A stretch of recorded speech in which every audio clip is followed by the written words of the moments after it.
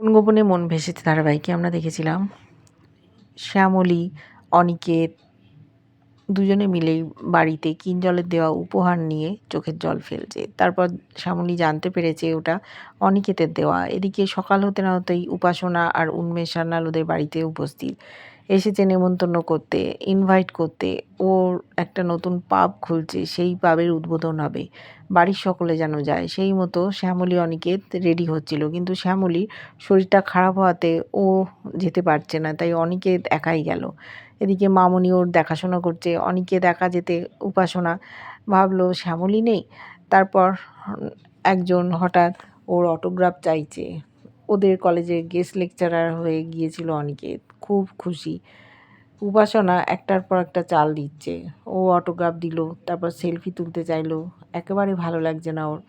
Video call করে উপাসনার সাথে কথা বলিয়েছিল শ্যামলীর, দেখেছিল মামনিও। ওদিকে মামনি শ্যামলীর খুব যত্ন নিচ্ছে। শ্যামলীর ঘুম এসে গেছিলো। অনিকেত ফোন করে বলেছে আমার ভালো লাগছে না। উপাসনা চায় দুজনের মধ্যেই যাতে ছাড়াছাড়ি হয়ে যাক, যেমন কিঞ্জলের সাথে ওর হয়েছিল। কী প্ল্যান ভেজেছে সেটাই আমরা দেখব।